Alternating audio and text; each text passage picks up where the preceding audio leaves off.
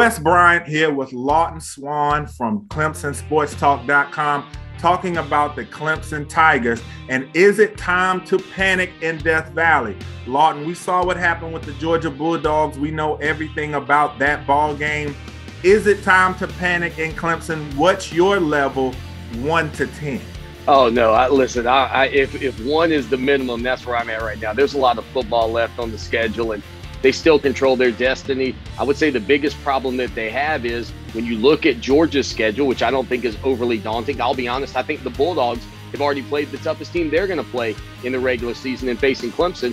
I think Georgia's got a great chance to go undefeated over in the SEC. And ultimately, where it could become an issue for Clemson, this loss is if the Bulldogs get beat in the SEC championship and you got a 1-loss Georgia versus a 1-loss Clemson West, I think that could be a scenario where you start to look back at this game like, oh, that was a big deal.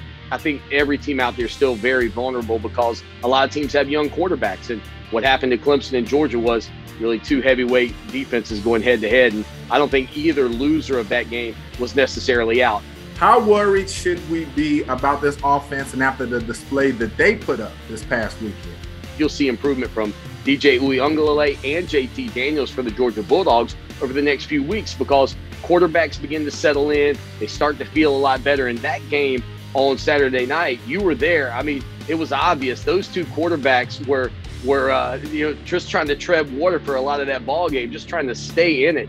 And I think that was probably the most difficult thing was the fact that it was the season opener. If that game's played game 2 or game 3 of the year, who knows what DJ Uiagalelei and Clemson look like? Who knows what Georgia looks like?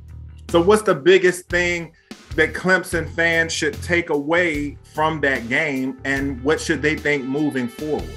I think from that standpoint, your defense is going to keep you in every single game because I think Georgia's probably going to end up being a very good offense at the end of the day. So I think that's the positive. Even in this modern era where teams score 35, 40 points a game, sometimes you just have to be willing to run the ball. And Clemson didn't. They had the ball first and goal at the 5-yard line, and they weren't willing to run it. That might say something about the offensive line, certainly. But I think that there is, just this thought process that, hey, we got a quarterback that's 250 pounds. Let's put an extra hat in the box, and let's go get 3 yards on first down and see if they can keep us out of the end zone from that perspective. So I think the lessons learned there for Clemson offensively will probably come out to help them down the road.